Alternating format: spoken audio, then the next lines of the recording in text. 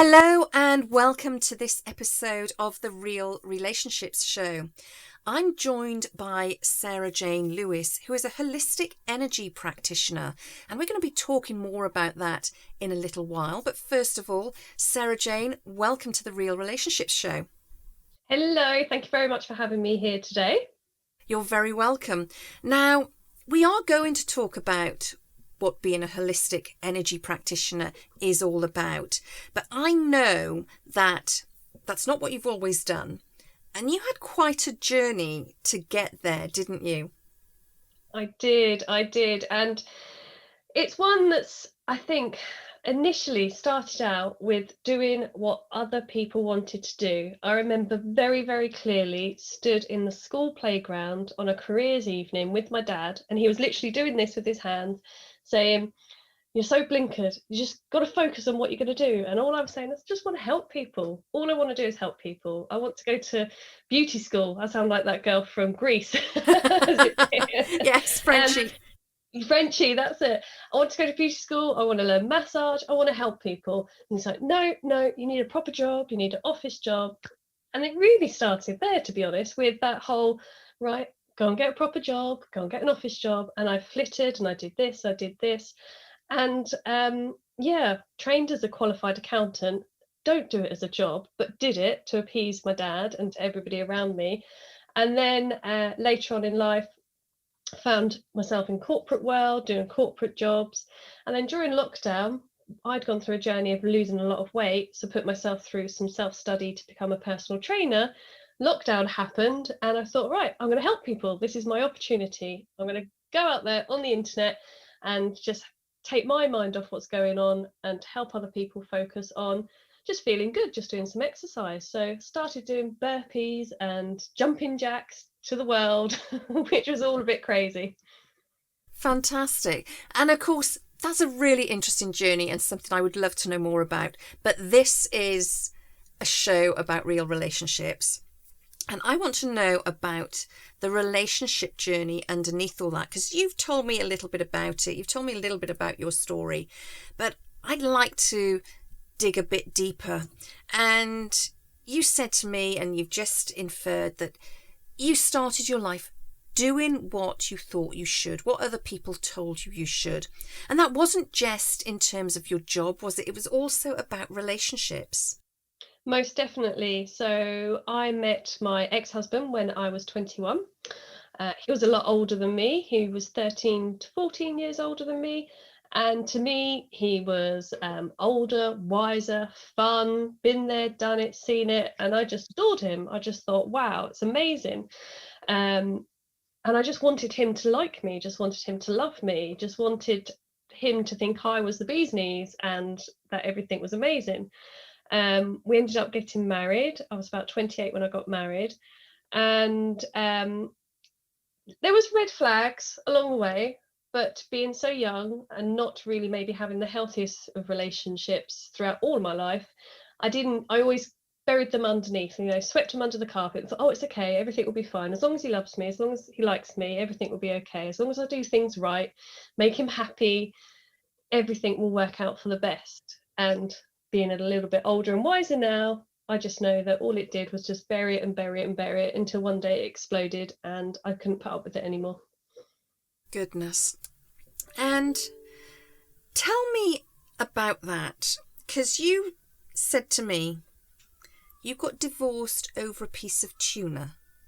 Now, I've heard some interesting reasons for couples splitting up in my time, but I've never heard somebody say to me, we got divorced over a piece of tuna. Do you mind sharing that story with me?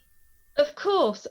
So a little bit of the backstory. I was the main earner in the family, so I earned more than my husband. Looked after the house, paid the bills, made sure the kids got to school. I pretty much did everything. He went off, I think, 3 days a week, maybe run his own business sometimes, and then got a job. But I always earned more money than him. And this went on for a number of years. He would pay a little bit of money towards the house and always kept his money. It was always, here's 500 quid towards the mortgage, or here's a bit of food money. But I pretty much was left in the position of responsibility of looking after everything. And there came a point where he got this full-time job. He was doing really, really well.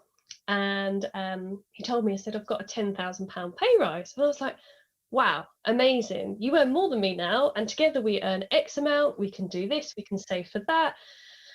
And he was all a bit sheepish and all a bit quiet. And I was like, okay, again, ignore the red flags. Okay, just ignore it. And I don't think it was that day, but maybe the following day, I opened the fridge and he had gone food shopping for himself. And in the fridge was all the food he liked, including a £15 piece of fresh tuna, like £15 in money. And I said, oh, is that for our dinner? He went, no, it's for me. I was like, right. I say, okay, so you haven't brought that big piece of tuna for both of us to have our dinner? No, I don't know what you eat these days. I haven't got a clue about you and what you do. And I just went, F you. That's it. I'm not putting up with this anymore. That is it. And in my mind, I was like, I have done my best for you and for the family. I've always put everybody else first. I've always made dinners. Your dinner's on the table. The fridge is always full of food for all of us. You get a pay rise, you earn more money, and you sort yourself out first, and you don't give a sod about any of us. And in my mind, I thought, no, I can't put up with anymore. And I literally packed up all his stuff, put it into my daughter's room, picked up all of my daughter's stuff, put it into what was our marital bedroom, phoned him and said, it's over, that's it. You can stay in the house, but you're living in her bedroom. This is over. I can't put up with this anymore. His response was to come home. He packed a suitcase, didn't say anything to me, packed a suitcase and walked straight back out the door. That was his response to the situation. I sat on the sofa for 2 days. He did eventually come back in and he completely ignored me. And I went, no, I'm not playing this game. I'm not. This is what used to happen. I would then have to apologise. I would have to go, oh, I'm really sorry. I'm sorry I stood up for myself. Sorry I spoke out of turn. I'm really sorry. And make everything nice and kind of be the little woman, or just make him feel better. And I really, really stood firmly on my kind of own 2 feet and just, no, this just speaks volumes that I've done everything and I will put everybody first. And at the first opportunity, you have gone and sorted yourself out. Yes, it was a piece of tuna, but it just spoke volumes to me, and it just made me realise you're just really selfish. All you do is think about yourself. And I don't want that out of my life. I want somebody who cares about me, and not to always put me first, but include me, to work as a team and to think and to know me and care about me. And that piece of tuna just said, no, it said F you on it in the fridge. And I completely understand that. And it's very often the case, isn't it? When you've been in what you described to me earlier as a toxic relationship, and it sounds like it was a very toxic relationship from what you were saying, you put up and you put up and you put up, and then it can be the smallest thing, almost most inconsequential thing, that causes you to snap and say enough is enough. And I've got to admit, if my partner, even now, if he said, I've bought this £15 piece of tuna just for me, I'd say, oh, okay, that's nice. Not that I would object to him buying a £15 piece of tuna. But if he said, no, that's mine, I don't know what you're eating, words would be exchanged, I'm pretty certain. And I get it. I totally understand the position you're in. I was the same in my second marriage, where I was the main breadwinner, I was the business owner, I was running the house, I was looking after my son, doing the laundry, doing the shopping, doing the cooking. Well, my husband at the time said, oh, I'll be a house husband. And I said, well, a house husband is kind of meant to help around the house with the laundry and the cleaning and things like that. Oh, well, you do it so much better than I do. So I totally understand where you're coming from. And it does get to that stage where you think, enough is enough. F you, I'm off. Yeah. Completely understand it. And tell me what happened after that, because you said to me that your tolerance for bullshit just completely reduced. And it was happening over a number of weeks and months. And the summer prior to this kicking off, I was in a really bad place. I had 2 children. I think my youngest was maybe a year and a half, 2 years old, and I felt like a single parent. I looked after them, put them to bed, made sure they were bathed before he came home. He didn't even do bedtime. I would have to go between the 2 bedrooms and put them to bed. Got to the point where, to make my life easier, I would just put them bed together with me, and sometimes we just go to sleep together, and that was just how I could cope and how I could manage everything. So the summer before that, I'd get back up after the kids had gone to sleep, and I'd sit on the sofa and I'd end up watching Desperate Housewives and drinking wine, and it would get to like 2, 3 o'clock in the morning, and to enjoy some quiet time. And I just remember watching TV, think, I don't want this to be my life.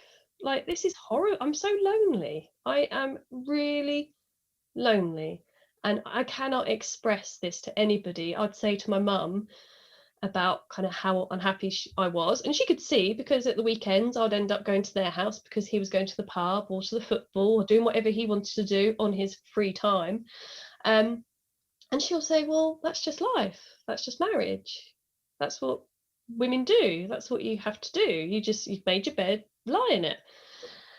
And I was just like, when there's something just really just rattles you even more. It's like, that is not acceptable, and I feel so sad for you, and I feel sad for my nan that had that kind of life as well, and maybe all the women in my kind of ancestry that played that role. You were that strong person in the house, you held everything together, but you didn't have any power, and you just had to put up and shut up.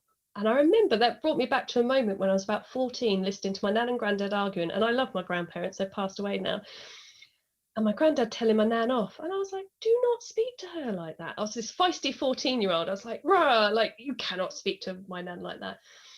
And I just remember thinking, where is that 14-year-old gone? Because she wouldn't be sat here now putting up with this. This is not how I saw my life growing up, being this wallflower, making peace and making everything nice for a man. She would be going, what the hell? So that summer, before this really kicked off, I made a decision that I was going to stop drinking, and day by day I would do something to kind of make myself feel better. I was overweight, very much overweight, didn't look great, which I was told. Do you know what I mean? Fat Mama Lula was a nickname that was called to me. Do you know what I mean? Who's going to like you? Who's going to listen to you? I had all these kind of things put to me, and I just didn't feel good. We hadn't had sex in years. Honestly, sex life was like non-existent, because I wasn't confident, I was overweight, and just there wasn't that attraction either way, really. So there wasn't the effort made. And to be honest, it was over in a few seconds anyway, so it wasn't worth the effort. Yeah. But I made this decision, and it was over that process between September and January, when we finally separated or broke up, that there was things happening. I was changing, and he didn't like it. Not one bit at all. So he didn't like me before, and then when I was trying to do something about it, he didn't like that either. And I couldn't get my head around it. I mean, so many nasty comments were said, and things to try and keep me home, not to go out to go to an exercise class, not to I joined a triathlon club because I wanted to meet people. I worked at home all day, had the kids kind of in between. Then I'd go to bed, and I didn't really see other human beings. So I joined a triathlon club just to get out of the house. I'd make sure dinner was done, the kids were done, the kids were asleep. Right, 8 o'clock, I'm going swimming. And why? Why do you need to go out? Don't stay home with me. I'm like, no, I need to leave the house. And what happened over that, he got more and more jealous of something that he didn't need to be jealous of, rather than being supportive and saying, it's amazing what you're doing, it's fantastic, what can I do to help? All I did was get questioned. Where are you going? What are you doing? And then this led into this there wasn't any accusations. What he did, he started to investigate me. So first thing I noticed was I had an alert come up on my phone saying, oh, thank you very much for activating your car tracker. And I was like, I haven't activated anything. Asked him, he's like, I've got no idea what you're on about. That must be just a blip from the company. And I was like, oh, okay. Ignored it, didn't think anything of it. And then I noticed emails were read on my email account, even though I hadn't been in my email account. And I was like, maybe I've clicked on them and didn't realise. And then little things, conversations we would have, he would say, oh, I didn't know you spoke to such and such today. And I was like, why would you? Why would you know that? And over a little bit of time, I started to realise something wasn't quite right. He seemed to know things were happening, things I was doing, to the point where I was convinced there was cameras in the house, and I kid you not, I would walk around the house and stick my middle finger up to every teddy bear, every light fitting, and I got in this really bad mental state where I felt in my house I was being watched and listened to. So rather than having a normal adult conversation as a couple, he went into this suspicious investigation mode of kind of, why is she doing this? Why is she feeling good? Why is she looking good? I don't understand. I've not nothing to do with this. And I didn't quite understand what was going on, but knew something wasn't right. And we just didn't talk. And I guess in hindsight, my only, I guess, regret is not actually saying really early on, what is going on here? Something doesn't feel right. I did approach this and at some points and just got BS. Do you know what I mean? Oh, it's just you. Nothing's going on. It's just you. You don't remember everything. Oh, I told you about that. All these gaslighting situations. Yes. But what he didn't realise, that the fact that I wasn't drinking, my memory was improving a lot, and I was actually a lot more clear in my mind and less foggy. And I'd be like, okay, I can see what's happening here. I do remember saying that. I do remember this happening. I have told you about, and I wouldn't put it up on him, but it was all clocking. I was like, right, something's not right. And it just got worse and worse and worse, to the point Christmas Day, I sat at the Christmas dinner table, all the family round, and in my head I'm going, this is our last Christmas. I'm not putting up with this. This is our last Christmas. I didn't know what was going to happen. That was a conversation that was going on in my head Christmas Day. And I did not know what would entail and what would happen, the fallout that would happen after that. But the tuna was the cherry, was the thing that broke. Yeah.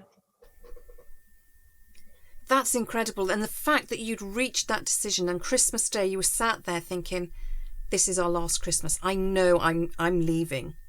Yeah. And that is such a tough decision to make.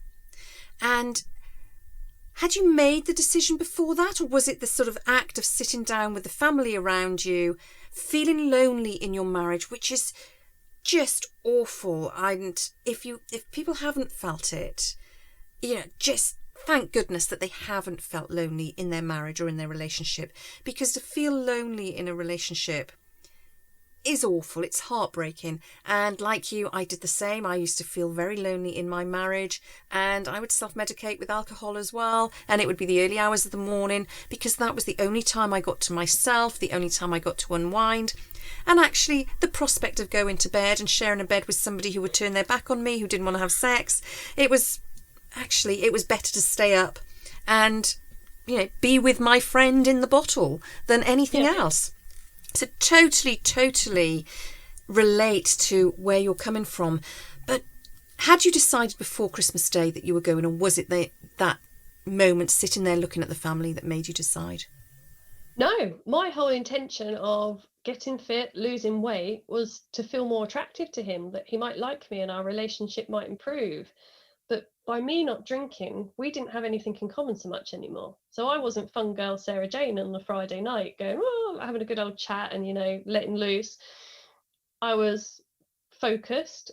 I had other interests outside the house. My world didn't revolve around him anymore. Yes. That was a huge issue. No, it was Christmas Day, and there was nothing I think I'd, for a long, actually longer than actually is healthy, he was my world, because I didn't have any friends. I was very cut off from my family, which is all, again, red flags. And I started to go out and talk to people, and you just see how people interact with each other, don't you? And it kind of think, okay, well, they don't talk about the things I talk about, as in like things that go on in the house. Or you see couples together and they don't have this coldness or this snipiness or this bitchiness to each other. Well, that looks quite nice. What's like, okay. But that was never my intention to separate at all. I did not want that to happen. If anything, it was further from it. But the clarity, the not drinking, focusing on myself, I realised that the whole time I had been in this really toxic relationship, that when I think back to the first weeks of our relationship, it was very clear that I should have walked away. Very, very, very, very clear. When I think back to the person I was then, if I had a clear head and the inner value and self-worth that I do now, that person would have gone, something not quite right here. I'm walking away from this. But I kept on going back to it. He needs me. I feel sorry for him. He's had a really hard childhood. He's come from a really bad place. He's really lonely. He needs somebody like me to make him better. And I need that as well, because I didn't feel love. I needed that self-worth. I needed to be around somebody fun as well. So but I didn't like myself that much. I didn't think I was worth that much. I didn't think other people liked me. So I was in a very, I guess, low place to start with. So somebody that was fun and exciting, you ignore all the other negative bits around it, don't you? And I'm interested to hear you say you didn't think other people liked you. Was that you thinking that, or were you being told that other people didn't like you? Told from a very young age. I had a unique childhood, I think would be the polite way of putting it, and I never felt like I quite fitted in. I ended up growing up in a council estate because my dad left the Navy, we lost our naval accommodation, and that was the only place that we could live. And I didn't really fit in there. And then the people I went to school with, their family didn't want to mix with us or me, like their kids mixing in council estate where we lived. And always felt like this, didn't really have wholesome friendships growing up, and had a very kind of turbulent childhood because of where we lived. It was very, very what's the word? Shameless, the TV show, is based on reality. That's what day-to-day life was like, and not in the fun, humorous way. It was a kid growing up with police and drugs and car bombings and violence around you. It was just not a nice place, not healthy. So from a relationship point of view, just never felt like I fitted in anywhere. So again, I was this chameleon, kind of fitting into wherever I was, the situation I was. Didn't really have that strong grounding to be who I am. So, yeah. Goodness. So, you said to me when we were talking before we started recording that you made this decision to leave. It was the piece of tuna that drove you to it, to rather separate, to get divorced. And you just described how you put all of his belongings into your daughter's room. She came in with you and he arrived home, packed a suitcase and left. But you mentioned to me that you ended up without a home and living in your mum's spare room with 2 kids. And again, I can empathise. I ended up, not far off 40 in my parents' spare room, thinking, I'm meant to have it sorted by now. How on earth did this happen? So tell me, how did you go from him going to you becoming homeless and living with your mum? And what impact did that have on you?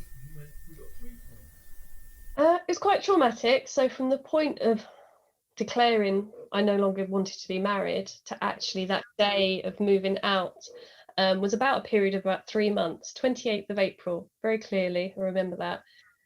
The idea is that, well, there was no plan at all, but my thoughts were stay in the house with the kids to some extent to keep some sort of normality. But over those months it was very clear that he wasn't going to leave or give any leeway. That was his house, his home. He was going to stay. I had to leave. I made this decision, so you leave. And I was like, well, we need to divvy up the house, move out. And it was just a very toxic house to be in. It just got nastier and nastier. The kids were being used to be talked through to me. And I'm just trying to think of the particular incident. I tried to carry on as normal as much as possible. I knew something wasn't quite right. We had gone to Barbados as a family holiday, which was booked months before. I booked it as a treat for him because we never did anything nice, apparently. So I'll sell some shares, I'll sell something to try and make this birthday kind of holiday for you. Amazing. And that turned out to be just the stuff of nightmares in regards to, I tried to keep it normal and friendly, but he just constantly wanted to pour at me. You're my wife. I can touch you. I can do this. You're my wife. Like, I'm allowed to sleep next to you. And I'd be like, no, I don't want you near me. I don't, like, give me space. And the more he tried, the more it just made me uncomfortable. And because he wasn't getting the reaction he wanted, he tried to kill himself. He went out in the sea and tried to drown himself. And the lifeguards went and got him. And he come back on the beach and went, I didn't do that very well, did I? I didn't manage to kill myself. I remember sitting there going, holy fuck, I'm on holiday with a complete blooming psychopath. Like I cannot, I physically couldn't process what was going on. And came back and it just wasn't working. It was just getting worse and worse in the house. There was particular incidents around the children that made me uncomfortable. And I remember I had to leave the house for the day. I had to go into the office. And at this point, I knew something wasn't quite right. So I left my phone in the office while I went and did something. I went and brought the kids these little tablets, little iPads, because I thought the house is really horrible. I just want them to stick their headphones on, watch something and not listen to what's going on around them. So he come and picked me up from the train station when I came home, and I said, oh, I've got the kids these pads. He went, I didn't know you did that. Why would you? And just something about the way he said that, it just made me think, everything I do, I'm not sure whether you can listen to me while I'm at work on my phone. I had this whole kind of tin foil hat moment, like, okay, this is not good. Went home. Bearing in mind I hadn't drunk for the best 4 or 5 months, I went and just bought bottles of wine and beer and sat on the sofa, sat and not thinking, I don't feel safe in my own house. I do not feel safe. And I just got really drunk, refused to go to bed, and ended up just passing out on the sofa. Got up the next day and I thought, this can't be my life. I feel unsafe. I feel uncomfortable in my own home. I don't know whether I'm being watched all the time. Just the thought of being watched is enough to unnerve you without actually having evidence that your phone's being watched and the car's being tracked. And it's all for my benefit to keep me safe and all these things that he said. Yes. And I just remember waking up the next day just thinking, okay, this isn't right. And he kissed me good. He was off for the weekend. He had a stag do or something. He's off doing his thing. He said goodbye to the kids. And as soon as he walked out the door, I grabbed everything I could, packed bags, passports, birth certificates. I didn't know what I was grabbing, just grabbing stuff. I think I was still even in my pajamas, stuck the kids in the car, drove to my mum's, me and the kids and the dog, and just showed up. And I said, I don't know what I've done, but I can't go back. This is just not right. What's going on? And he didn't get home till about 10 o'clock at night. And he's like, oh, where are you? And I said, you know full well where I am. There's a device on your phone and you know that I'm at my mum's house. Oh, no, there's not. Blah, blah, blah. I went, I've left you. Like, my wedding ring's on the side. There's a note. And that's when it just went, you're this, you're that. I know what you've been doing. And it exploded into this. Even just the thought of it just makes me feel ill. But it wasn't pre-planned. It wasn't something that I went, right, okay, 28th of April, that's what I'm going to pack everything up and go to my mum's. Nothing. He threatened to tell all the school mums. He threatened to post pictures of me on the internet. He threatened to do this, that, and the other. He took all the money out of the bank account. I didn't have a penny. I was blocked out of everything. Changed all the locks to the house. I couldn't go back into the house even if I wanted to. Yeah, it was just absolutely terrible. And then we had years of just the worst experience of trying to keep the kids safe.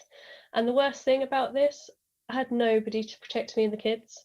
Nobody understood.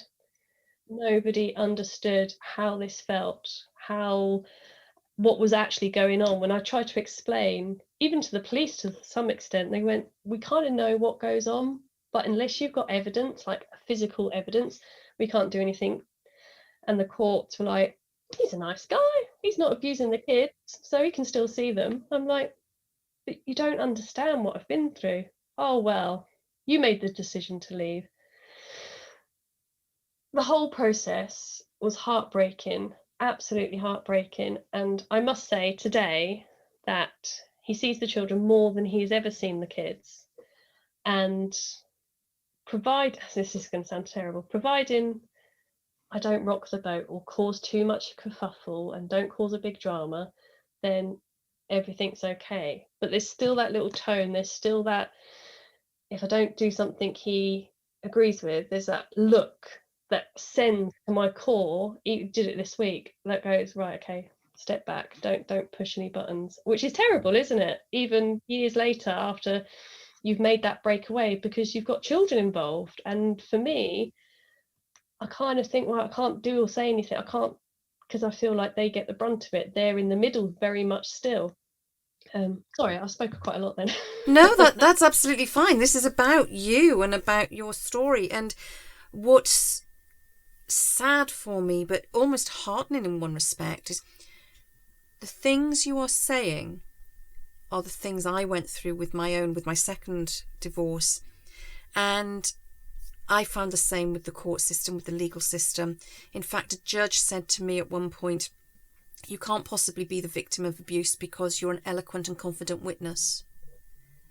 And I watched my now ex-husband sitting in the court, all 6'5" of him, being barely audible with his head bowed and trying to tell the judge that I'm such a victim of this awful, awful woman.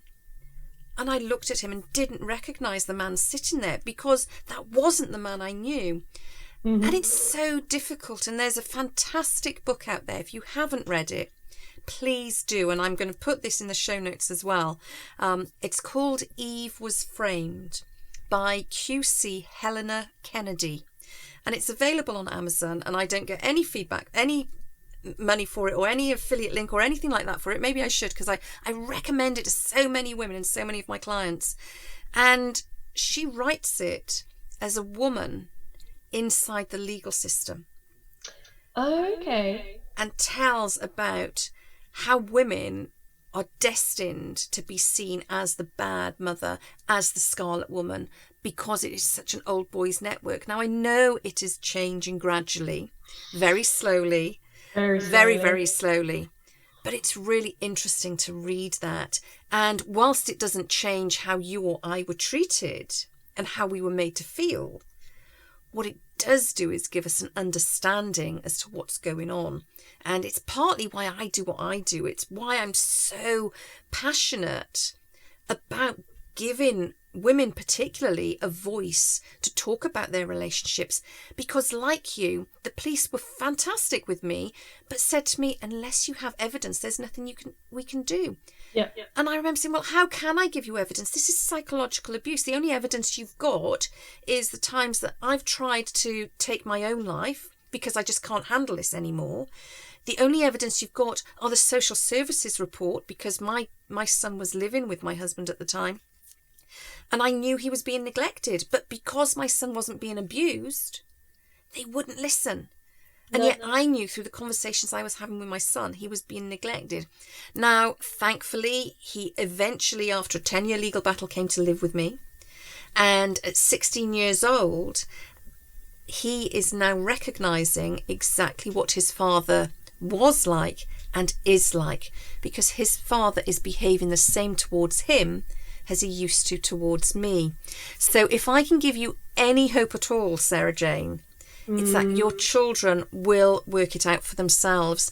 And I recall people saying that to me years ago when my son was younger and thinking, no, they won't. You've just got incredible kids. Your kids are really clued up and switched on, and they've obviously got a really close relationship with you and they get it. It's not going to be the same. And when my son started saying to me, in his own words, that he recognised what his father was like, it was all I could do not to sort of have a fanfare and pop the champagne and throw a party, because it was what I wanted to hear. It gave me, if you like, justification for all of the years of horrendous stuff I had been through. And whilst that doesn't help you now, I can reassure you that time will come. I mean, the things you have said to me during this interview, it's almost textbook. And I'm sort of listening to you talk. empathizing with it and kind of ticking imaginary boxes off, because yours is a story I've heard so often, and it's horrible to hear that story. But tell me, on to a lighter note, how did you get from being in that place, arriving at your mum's house, to where you are now? Because I know that sort of transformation doesn't happen overnight. I know you don't pick yourself up the following morning after some TLC from mum and dad, say, right, that's it, I can get on with my life now. I know that doesn't happen. So tell me, how did you get from there to where you are now? So thankfully, my mum and dad were absolutely amazing. And to be looked after by my mum was just something that I think I really needed. I mean, mums are brilliant, and she cooked and did the washing, and yeah, it was just it was a real kind of support network that I really needed. Really hard going back to live with your mum and Oh, dad. yes. Really hard because they've got their own lives and we're all adults in a house. But I think it was literally 3 months it took me to. I was determined. I was actually. I'm not living here. This isn't a stop, because it was being used against me in court. You can't provide the children a home. You're all sleeping in one bed. The children are full. They're at harm. Your dad's angry. They're at risk of, like, all these things were being used against me. And I was like, no, you're not doing that. So I pulled together all the resources I had, begged, stealed, and borrowed on the promise that one day I will get the share of my house. There was X amount of equity in the house that legally, regardless of whatever happened, I'm still entitled to. So went through the process of buying a house, and literally the first house I looked at, I walked in, I was like, that's my house. I wasn't ever going to settle for anything other than what I deserve. I knew that now. I deserved something really good. So I found this house and I was like, that is my house. And it was all very kind of close to the wire, whether I was going to get it, whether the funds would come through, whether it would come through, whether I'd even get a mortgage on my own. And it happened. And I literally moved in with nothing. I just had a bow on the front door for the kids to say, this is our new home. There was nothing in it apart from a mattress on the floor, and it was the best adventure ever. And that happened within 3 months, because I was just determined that I had to stand on my own 2 feet. I had to show that I was capable, that I wasn't nothing without him. And I knew I was, because I ran a house before. I looked after a house. I paid for it. I knew I could do all these things on my own. And in that time, it wasn't all bows and ribbons and everything amazing. It was a huge kind of shell shock, because once we were in here, once the adrenaline died down, once that whole process of kind of going through the motions, and when he realised I'd actually done it, that pissed him off even more. Honestly, you've never seen somebody like on a mission to just tear me apart, going, whoa, right, okay, what can I do next? And it was hideous, the kind of the court process that we went through and the things that were being said and done through the children as well. That was the worst thing. And I think my mum guilt really kicked in then, because I couldn't protect them. I couldn't keep them with me half the time. I couldn't stop them from seeing him, because the police would get involved and he could do the same, vice versa. So I had to go through that process of letting the kids go, and they were kicking and screaming and crying and not wanting to go, and it was just heartbreaking. Ended up on antidepressants and just having time off work, because yes, I had this house and I had this life and I had this freedom, but I didn't quite know what to do with myself. I didn't quite know what was next. But I continued going through, continued moving forward, and I was just trying to find that thing, trying to find who I was and what I was meant to do. And in some ways, lockdown was a real blessing for me, because I'd done all these qualifications leading up to that point, to train as a personal trainer, to train in nutrition for weight loss. And I was helping people anyway, kind of, oh, you've done this, you're amazing, you seem to have it all together, even though I didn't underneath. And then lockdown happened. I thought, you know what, I'm just going to focus on helping other people. And I created a kind of a Facebook group for virtual fitness and started this business of helping other women that were in the position of just not feeling very good about themselves, just wanting to look after themselves and trying to get fitter and healthier. So I tried to do that, and I was doing that really successfully. I had hundreds of women on workshops and exercise classes all over the world, and it's fabulous, absolutely amazing. But time and time again, what I came to realize is that the whole weight loss thing, the whole trying to lose weight to look like something, really was surface level stuff. There was so much more underneath that. Like me, there was other things driving that. They were unhappy because of their circumstances at home. They're unhappy because they don't feel that they've got any self-worth. They're unhappy because they don't like themselves. So they think if they focus all their energy on that, it will fix everything. And then when they fail at that, it then just snowballs into just that whole, well, it just goes to prove that I'm just worthless. I'm not good at anything. I'm a failure. So might as well not bother. And what's happened is that's transitioned into me training to be a life coach and a Reiki master, and using all the skills that I've got, and a meditation teacher, a breathwork teacher. And I've got this whole toolbox now to kind of sit with women and go, right, what do you want to do with your life? Divorce isn't, I am not advocating divorce. If you can have a healthy relationship and communicate and be happy where you are, perfect. But even in that relationship, you can still be your own person. You can still be happy. You can still find out what you want to do with your life. And that is my goal now, is to work with women to end this cycle of negative behavior, end this cycle of self-loathing, end this cycle of trying to be something to other people when you're not really being true to yourself. So using all my tools, that's what I do now. And it's just, the transformation's been amazing. It's helped me cope and move on and become who I am now, which is confident and happy. And I've got a fantastic relationship. I mean, the man I'm with now is just the person that I used to dream about, the ideal relationship, passionate and just gives me space, respects me, loves me. Yeah, just all the things. We're a team, but we're our own individual people. And yeah, it's just amazing. It's so much fun. Sarah Jane, it is so fantastic to hear that. And, you know, for our listeners and our viewers, you and I are both living proof that even after the worst of toxic relationships, when you do the work, it is possible to have almost that fairy tale ending, that strong, healthy and robust relationship. And it sounds like you've certainly got that. I've got that. I've been with my partner 8 years and I know what unconditional love is now. You know, that was the biggest lesson I had to learn, what unconditional love was. It's fantastic.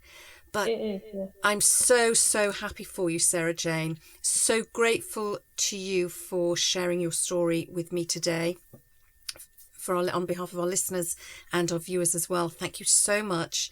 And if they want to find out more about you and the work you do, where can they find out more? People can visit www.sj-lewis, lewis.com, and on there's all the information about me. They can download a free recipe hub, because the food that you put into your body can really impact how you feel. And I have a transformational course that starts very soon that people are welcome to come along and join. And that is, again, about promoting this whole journey about focusing on your inner self, finding what you want out of life, and then moving forward with that with confidence to find happiness. Fantastic. Sarah Jane, thank you so much for joining me today. Thank you for having me.